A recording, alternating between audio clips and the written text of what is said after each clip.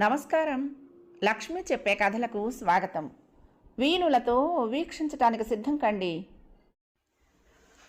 ప్రియ సఖులు, ఇప్పుడు మనం ప్రముఖ రచయిత్రి శ్రీమతి దర్భా లక్ష్మీ అన్నపూర్ణ గారు రచించిన ఆకాశహర్మ్యాలు అనే ఒక చక్కటి కథను విందామండి. ఈ కథ జాగృతి వారపత్రిక నిర్వహించిన కథల పోటీలో విశిష్ట బహుమతిని గెలుచుకుంది. ఇక కథ మొదలు పెట్టేస్తున్నానండి. 16 రోజులు పండుగ చేసుకుని 4 రోజుల క్రితమే అత్తగారింటికి వచ్చిన కొత్త కోడలు లావణ్య. కొత్తగా ప్రేమ పాఠాలు చెప్తున్న ప్రియ సఖుడితో చట్టాపట్టాలు వేసుకుని పొంగుతున్న పాలల్లో ఉండే వేడివేడి ఉత్తేజంతో ఈ ప్రపంచాన్ని చూస్తోంది. ఈ ప్రపంచంలో ప్రతిదీ మరింత మోహనమయంగా, ప్రేమమయంగా అనిపిస్తోంది. రోజు కూసే కోయిల కొత్తగా తన కోసమే పాడుతున్నట్లు, విరబూసిన మల్లెల సౌరభం తనతో ప్రేమ ఊసులు చెప్తూ తన ప్రపంచాన్నంతటినీ సౌరభాలతో ముంచెత్తుతున్నట్టుగా, ఊహల కందని పరవశమేదో మనసుని ఉక్కిరిబిక్కిరి చేస్తున్నట్టుగా ఉంది. చందమామని ఇన్నాళ్ళు మరొక రాతి గ్రహంగా భావించిన లావణ్యకి ఇప్పుడు అది చల్లని మెరుపుల ముద్దలా తన హృదయంలోకి తీపి వెలుగుల్ని పంపిస్తున్నట్టుగా ఉంది. లావణ్య మదిలో రేగుతున్న మధురోహలు ఆమెను మరింత లావణ్యవతిని చేస్తున్నాయి. ఆమెను అనుక్షణం పులకితులు చేస్తున్న ఆమె ప్రియ సఖుడు అనిరుద్ధ్, కోడలి అందచందాలు అత్తగారు వసుంధరని సంతోష తరంగిణిని చేస్తున్నాయి. సత్యనారాయణ వ్రతం అప్పుడు పెళ్లి కూతుర్ని మరీ దగ్గరగా చూసిన బంధువులు, స్నేహితులు అందరూ లావణ్యకు 100కి 100 మార్కులు వేసేశారు. ఈ హడావుడంతా అయిపోయాక వసుంధరలో ఏదో తెలియని గుబులు మొదలైంది. కొత్త కోడలితో నిత్యకృత్యంలో సర్దుబాటు ఎలాగన్న విషయంలో ఆమెకు అప్పటికే పెద్ద కోడలతో ఎదుర్కొన్న చేదు అనుభవం మరీ గుర్తుకు రాసాగింది. అప్పుడు ఆ పిల్లకి ఒక్క పని రాదు, నేర్చుకుని చేయాలన్న ఉత్సాహము, కోరిక రెండూ లేవు. ఎప్పుడెప్పుడు కట్టుకున్నవాడి చేత వేరుకాపురం పెట్టించేద్దామా అన్న ఒకే ఒక్క ధ్యాస తప్ప. అందుకే చిన్న కోడల విషయంలో మాత్రం ఇటువంటి కోరికలు, ముచ్చట్లు మనసులో పెట్టుకోకూడదని ముందే నిర్ణయం చేసుకుంది వసుంధర. ఇంట్లో పనివాళ్ళు ఉండటంతో ఏదో సామెత చెప్పినట్లుగా ఇటు చీపురు పుల్ల తీసి అటు పెట్టే అవసరం లేదు. పెళ్లి సందర్భంగా 3 నెలల పాటు సెలవు పెట్టేసింది లావణ్య. కొత్త కోడలు ఒంటి నిండా కంటి నిండా మెరుపులతో నట్టింట్లో లక్ష్మీదేవిలా నడయాడుతూ ఉంటే వసుంధరకి కన్నుల పండుగలా ఉంది. అదిగో అటువంటి సందర్భంలో జరిగిందా సంఘటన. వసుంధరకి 2 పినతల్లులు, ఒక పెద్దమ్మ ఉన్నారు. వాళ్లల్లో 2 భర్తలు, పినతల్లుల తోటి కోడళ్ళు 2, మొత్తం 7. ఎల్లుండి ఉదయమే మీ ఇంటికి వస్తున్నామని ఫోన్ చేశారు. అనిరుద్ధ్ పెళ్లి సమయంలోనే వాళ్ళందరూ తీర్థయాత్రలంటూ బయలుదేరారు. తమ ఇంట్లో పెళ్లి సమయానికి ఇలా తీర్థయాత్రలు పెట్టుకోవటం ఏమిటని, అందుకు తను చాలా బాధపడుతున్నానని, మీలాంటి పెద్దవాళ్ళందరూ వచ్చి పెళ్లి వేడుకలకు ఇచ్చే నిండుతనం ఎంత అద్భుతంగా ఉంటుందో వర్ణించి చెప్తూ ఆ వైభవం లేకుండా చేస్తున్నందుకు మీ మీద కినుక వహిస్తున్నానంటూ ప్రకటించింది వసుంధర. నీ కొడుకు పెళ్ళి నువ్వు ఆగమేఘాల మీద ఏర్పాటు చేసుకున్నావు. మేము ఈ తీర్థయాత్రల ఏర్పాట్లన్నీ 2-3 నెలల క్రితమే చేసుకున్నావు తల్లి అని వాళ్ళు మెత్తగా నచ్చ చెప్పారు. ఇప్పుడు అనుకోకుండా హైదరాబాద్ చేరుకుంటున్నామని, మీ ఇంటికి వచ్చి నూతన వధూవరులకి ఆశీర్వాదాలు అందించి వెళ్తామని చెప్పారు. వెంటనే వాళ్ళ భోజనాలకు కావలసిన సరంజామా అంతా ఏర్పాటు చేసుకుంది వసుంధర. వాళ్ళు వస్తున్నారన్న ఆనందంలో అడుగు కాస్త వేగంగా వేసిందో ఏమో, బాత్రూంలో జారిపడింది. డాక్టర్ దగ్గరికి వెళ్తే పట్టీ వేసి కనీసం 1 రోజులు బెడ్ రెస్ట్ తీసుకోవాలన్నాడు. మరుసటి రోజు ఉదయమే ఆమె అనుంగు పిన్నమ్మలు, బాబాయిలు వచ్చేది. వారికి షడ్రసోపేతమైన భోజనాన్ని వండి వడ్డించటానికి వసుంధర కావలసిన ఏర్పాట్లన్నీ చేసుకుంది. నిజం చెప్పొద్దు, రుచికరంగా వంట చేయటంలో, ఆప్యాయంగా వడ్డించటంలో వసుంధరది అందివేసిన చెయ్యి. 10 మందికి వంట చేయాలన్నా పారాచకాలాడుతూ మరి ఘుమఘుమలాడే వంటకాలను గుట్టుగానా అన్నట్టుగా సిద్ధం చేసేయగల మహా నేర్పరి వసుంధర. ఆప్యాయంగా కొసరి వడ్డించి తినిపించటం కూడా మహా ఇష్టం. అందరూ తృప్తిగా భోజనం చేస్తే వసుంధరకి తను తినకుండానే కడుపు నిండిపోతుంది. అటువంటి మహా ఇల్లాలు ఆమె. అందుకే అందరికీ ఇష్టపాత్రురాలు. మరి ఆత్మీయతతో కూడుకున్న ఆ రుచులు అలవోకగా గొంతులో నుంచి జారుతూ ఉంటే అప్రయత్నంగానే హృదయంలో ఆ అన్నపూర్ణేశ్వరికి పెద్దపీట వేసేస్తారు ఎలాంటి వాళ్ళైనా, ఎంతో ఇష్టంగా. అలాంటి వసుంధరకి తన పిల్లల మీద కురిపించటానికి ఆశీర్వచనాల మూటలతో ఆ అనుభవ రత్నాలు తన పెళ్లి ఇంటిని పావనం చేయబోతున్న వేళ తను ఇలా అర్ధాంతరంగా ఆసక్తురాలైపోవటం ఆమెను కలవర పెట్టడమే కాకుండా కంగారు కూడా పెట్టేస్తోంది. వసుంధర భర్త ప్రహ్లాదరావు తన మాటల్లో పరిహాసాన్ని ధైర్యాన్ని జోడిస్తూ, నువ్వు స్వయంగా వాళ్ళందరికీ వడ్డించలేకపోతున్నందుకు కలవరపడుతున్నావంటే అర్థం ఉంది. కంగారెందుకు? ఎక్కడో అక్కడ ఫుడ్ ఆర్డర్ చేద్దాము. నువ్వు వండితే 2 కూరలే చేయగలవు. అదే బయట ఆర్డర్ ఇస్తే 4 కూరలు వడ్డించవచ్చు అని అనునయించాడు. అయ్యో, వాళ్ళు అలా బయట వండిన పదార్థాలు తినరండి. అందుకే కూడా వంటవాడిని కూడా తెచ్చుకుంటారు. నియమ నిష్టలతో బతికిన వాళ్ళు మనలా కాదు.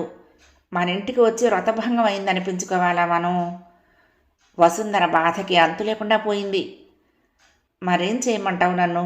కొత్త కోడలా, చిన్నపిల్లాయే. ఇప్పటి పిల్లలకి వంకాయ ఏదో బెండకాయ ఏదో తెలియదు. ఆ అజ్ఞానాన్ని అదేదో గొప్ప వజ్రాభరణంలా మురిసిపోయే తల్లిదండ్రులు, ముఖ్యంగా ఈ కాలపు తల్లులు. ప్రహ్లాదరావు ఆడవాళ్ళ మీద ఎద్దేవాగా అన్నాడు. వజ్రాభరణము 1 గ్రామ్ గోల్డ్ ఏమైతేనేం కానీ మనకెలాగో ఆడపిల్లలు లేరు. ఇంతకీ వాళ్ళకి భోజనాలు ఏర్పాటు చేయటం ఎలా? వసుంధర కాస్త విసుగు ప్రదర్శించింది. ఇక వాళ్లే మనకు వండి పెట్టాలి. వాళ్ల కోసం వండుకోవటమే కాకుండా అన్నారాయన. వండి వడ్డిస్తారు, కూర్చుంటే లేవలేని స్థితిలో ఉన్నవాళ్ళు అంది. సమస్యకు చక్కగా రంగులు పూస్తే సరిపోదోయ్, పరిష్కారం చెప్పాలి, పరిష్కారం.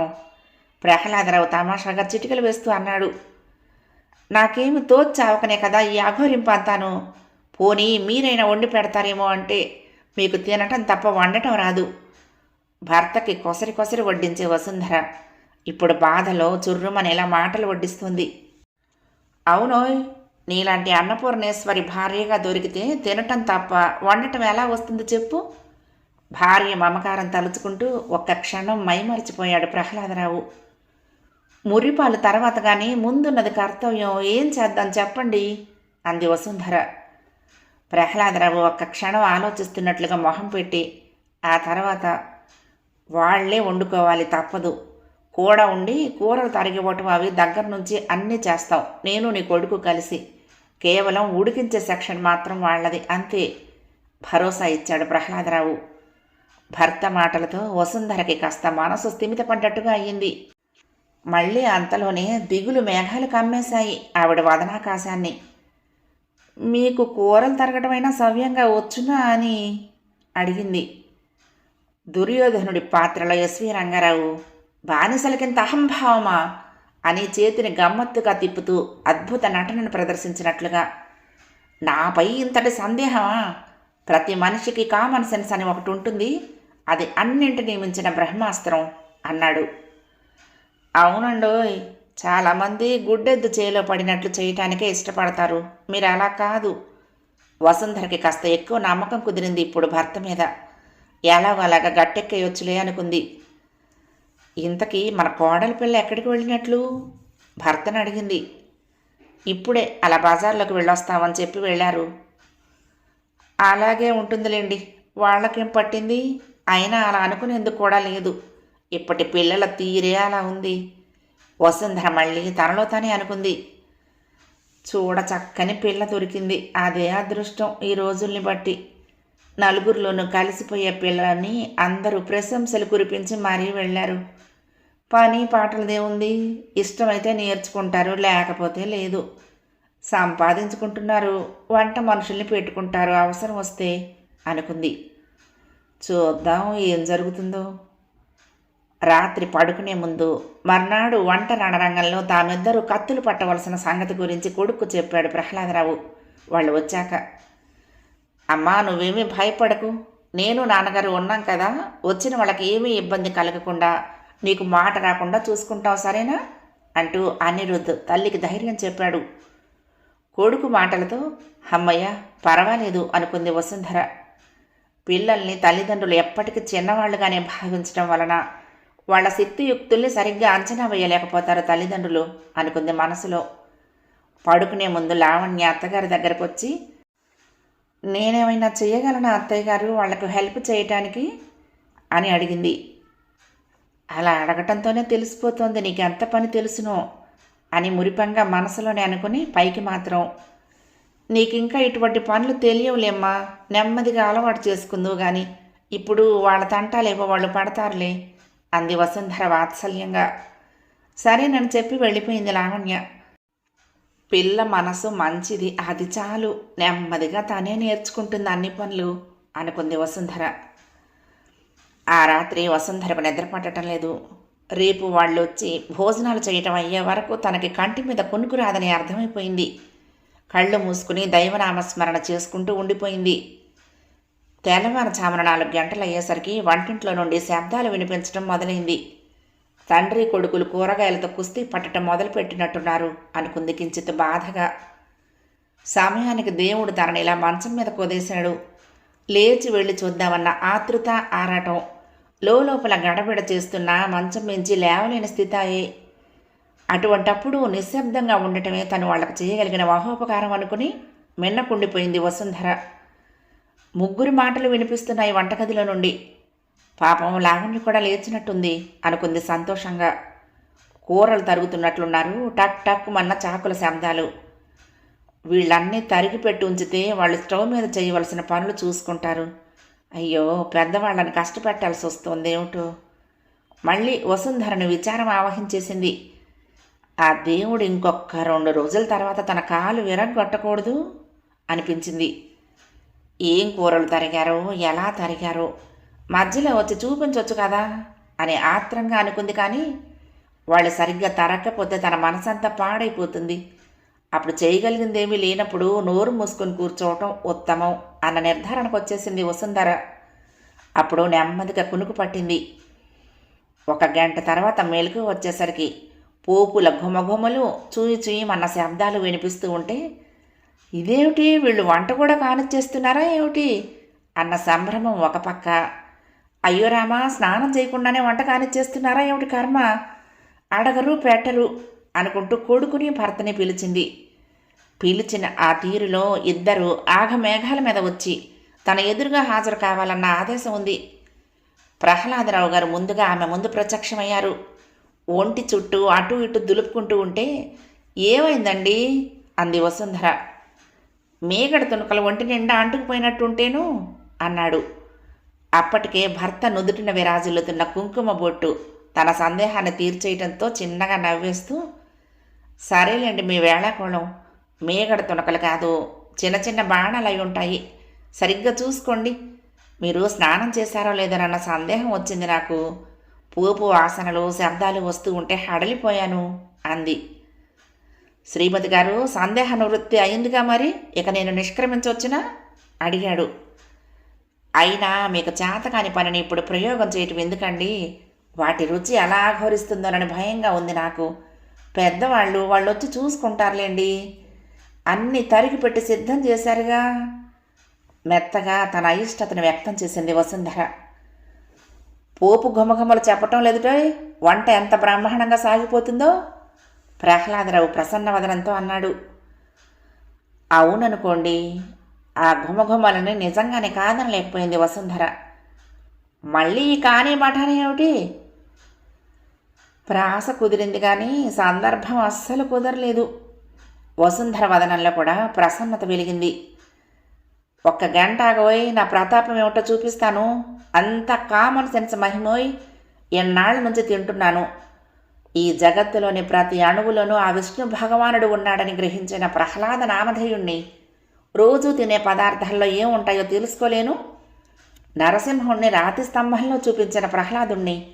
కూరల లోపల ఏముంటాయో తెలుసుకోవడం నాకు ఒక లెక్క అంటూ ఖా ఒత్తును మరీ గట్టిగా ఒత్తి పలుకుతూ అన్నాడు. వసుంధర పకపక నవ్వేసింది. మనసు తేలిక పడిందేమో కాస్తంత. అందుకని చాలా సమయం తర్వాత భార్య అలా నవ్వటం చూసి మురిపంగా అడిగాడు ప్రహ్లాదరావు, ఎందుకోయా నవ్వు అంటూ. చెప్పమంటారా? మళ్ళీ ఆపుకోలేని నవ్వు. చెప్పమనేగా అడిగింది. ప్రహ్లాదుడంటే ఎవరికైనా చిన్న పిల్లాడు గుర్తుకొస్తాడు. మరి మీరేమో మూసలి తొక్కు అంటావు, అంతేనా అన్నాడు ప్రహ్లాదరావు. అంతేగా మరి అంది వసుంధర కూడా నవ్వుతూ. అమ్మయ్య, నువ్విలా నవ్వుతూ ఉంటే ఎంత పనైనా చిటికలో చేసేస్తాం అంటూ వంటగదిల వైపు కదిలాడాయన. మధ్యలో స్వయంగా ఆయనే కాఫీ తెచ్చిచ్చాడు భార్యకి. ఇంకొక 2 గంటల తర్వాత అనూహ్యంగా జరిగింది ఆ సంఘటన. లావణ్య ఓ పెద్ద కంచంలో చిన్న చిన్న గిన్నెల్లో 2 రకాల కూరలు, 2 రకాల పచ్చళ్ళు, మరొక గిన్నెలో మామిడికాయ పప్పు సర్దుకుని వచ్చి చూపిస్తూ, అత్తయ్య గారు వంట సిద్ధం అంది. వసుంధరకి ఆనందంతో కళ్ళల్లో నీళ్లు చిప్పిల్లాయి. నమ్మలేనట్లుగా ఆ వండిన పదార్థాల వైపు చూస్తూ ఉండిపోయింది 2 క్షణాల సేపు. ఇది కళ నిజమా అని ప్రశ్నిస్తున్నాయి ఆమె కళ్ళు సంభ్రమంగా. ఇంకొక ఆశ్చర్యం చెప్పనా వసు, ఇవన్నీ చేసింది లావణ్యే. మేము ఊరికే కూరలు తరిగిచ్చాము అంతే. అది కూడా ఎలా తరగాలో తను తరిగి చూపిస్తే అన్నాడు వెనకాలే వచ్చిన ప్రహ్లాదరావు. ఇది నిజమా? వసుంధరకి నోట మాట రానట్టుగా ఉంది. లావణ్య అవునన్నట్లుగా నవ్వింది. ఎంతో అనుభవం ఉంటే గానీ ఇంతమందికి వంట చేయలేవు, మరి నీకు ఎలా? మా అమ్మ నేర్పించింది అత్తయ్య గారు. నాకు 20 సంవత్సరాలు దాటినప్పటి నుండి ఇంటిని నడిపించడం ఎలాగో, వంట చేయటం ఎలాగో అన్నీ అమ్మ నేర్పించింది చెప్పింది లావణ్య. నిజంగానమ్మా? వసుంధరకి ఆనందంతో కళ్ళ నీళ్ళొచ్చేశాయి. లావణ్య అవునన్నట్లుగా కళ్ళతో నవ్వింది. మీ అమ్మగారు అలా నేర్పించాలనుకోవటం, నువ్వు నేర్చుకోవటం అన్నీ అద్భుతమే. ఒకసారి ఇలా నా దగ్గరికి రా తల్లి పిలిచింది వసుంధర. లావణ్య ఆమెకు దగ్గరగా వచ్చింది. అన్నపూర్ణేశ్వరిలా కనిపిస్తున్నావు తల్లి, కోడలి చేతిని తన చేతిలోకి తీసుకుంటూ అంది వసుంధర. కాసేపట్లో ఇంటికొచ్చిన పెద్దవాళ్ళకి లావణ్య చకచక మర్యాదలు చేస్తూ ప్రేమగా చిరునవ్వుతో వండిన వంటలన్నింటినీ ఆప్యాయంగా వడ్డిస్తూ ఉంటే ఆ పెద్దవాళ్ల కళ్ళల్లో నుండి కురుస్తున్న ప్రశంసల జల్లులు, వారి మాటల్లో నుంచి ప్రవహించిన అభిమానపు వరద లావణ్యను ముచ్చటగా ముంచెత్తేశాయి. తల్లి, నువ్వు చల్లగా పిల్లా పాపలతో మీ ఆయన అనురాగంలో హాయిగా ఉండాలి అంటూ ఆ పెద్దవాళ్ళు మళ్ళీ మళ్ళీ ఆశీర్వదించారు. పైగా ఇన్నిసార్లు ఆశీర్వదించినా మనసుకు తృప్తిగా అనిపించడం లేదు తల్లి. చదువుకొని ఉద్యోగం చేస్తున్న నీకు ఇవన్నీ ఎలా చేతయ్యాయమ్మా? ఈ కాలం పిల్లలు ఎప్పుడూ ఫోన్ పట్టుకుని కూర్చోవటమో, చెవుల్లో అవేవో పెట్టుకుని ఈ ప్రపంచంతో సంబంధం లేనట్టుగా ఉండటమో ఈ మధ్యకాలంలో ఇవేగా చూస్తున్నాము. కానీ తేనె ధారల్లా నీ మాటల్లో కురుస్తున్న మర్యాద, మన్నింపు ఆశ్చర్యంగా ఉంది తల్లి అన్నారు. ఈ గొప్పతనం అంతా మా అమ్మదేనండి. మీ ఆశీర్వాదాల్లో చాలా భాగం మా అమ్మకే దక్కాలి. హృదయం ఆనంద జలధి పొంగుతూ ఉంటే అంది లావణ్య. చెప్పే పెద్దలు విన్నా వినే పిల్లలు ఉండొద్దు అంటూ మళ్ళీ లావణ్యకే పట్టం కట్టారు ఆ పెద్దవాళ్ళు. వచ్చిన పెద్దవాళ్ల ఆశీర్వాదాలు తన పిల్లలకు ఎంత బాగా చేరాయో తిలకించిన వసుంధర ఆనందానికి అవధులు లేవు. వాళ్ళు వెళ్తూ వెళ్తూ ఒక మాట అన్నారు. ఇంటి ఇల్లాలకి ప్రారంభంలోనే ఇటువంటి నేర్పు ఉంటే జీవితంలో ఆనంద హర్మ్యాలను అలవోకగా నిర్మించుకోవచ్చు. ప్రతి ఇంట్లోనూ పెళ్ళైన కొత్తలో అత్తమామలతో సమస్యలు ప్రారంభమయ్యేది ఇక్కడే.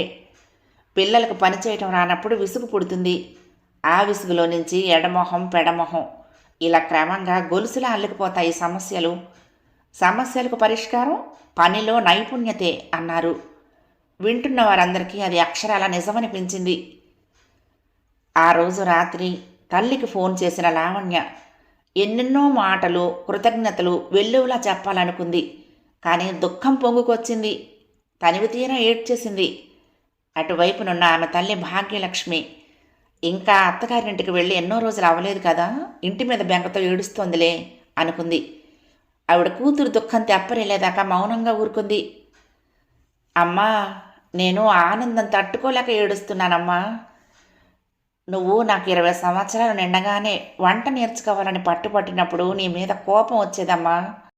మా అమ్మ మరీ రాక్షసి లాంటిదని తిట్టుకునేదాన్ని. ఒక 6 నెలల పాటు ఇంటి ఖర్చులు, నిర్వహణ అంతా నా భుజాల మీదనే వేసినప్పుడు అబ్బబ్బబ్బా అమ్మకు చేదస్తం పెరిగిపోతుందని ఎన్నిసార్లు మనసులో తిట్టుకున్నానో చెప్పలేనమ్మా. అయినా నువ్వు పట్టించుకోలేదు. నా పొగడ్తలని మెప్పుని ఆశించలేదు. నా విసుగునే భరించావు. ఇంటికి 10 మందిని భోజనానికి పిలిచినప్పుడు కూడా వంట బాధ్యత అంతా నాకే అప్పగించేసేదానివి. అభ్యాసం కూసు విద్య అనేదానివి. అమ్మ రాక్షసి నాన్నగారు అని ఎన్నిసార్లు నాన్నగారికి నీ మీద చాడీలు చెప్పానో లెక్కలేదు. నాన్నగారు నవ్వేసి ఊరుకునేవారు. అమ్మా, ఇవాళ ఇక్కడ మా ఇంటికి వచ్చిన వాళ్ళు సాక్షాత్తు నేను కాశీ అన్నపూర్ణాదేవిలా అనిపిస్తున్నానని అన్నారమ్మా. ఈ ప్రశంసలన్నీ నీకే ఇచ్చేస్తున్నానమ్మా, అన్నీ నీకే ఉద్వేగంగా అంది లావణ్య. భాగ్యలక్ష్మి చిరునవ్వుతో తేలిగ్గా ఊపిరి పీల్చుకుంది. కథ సమాప్తం. ప్రియ సఖులు, ఈ కథ మీకు నచ్చితే తప్పకుండా లైక్ చేయండి, షేర్ చేయండి, కామెంట్ చేయండి, సబ్స్క్రైబ్ చేసుకుని నన్ను ఎంకరేజ్ చేయండి. ఉంటానండి. ప్రేమతో లక్ష్మి, కృష్ణాతీరం దుర్గమ్మ సన్నిధానం. నమస్తే.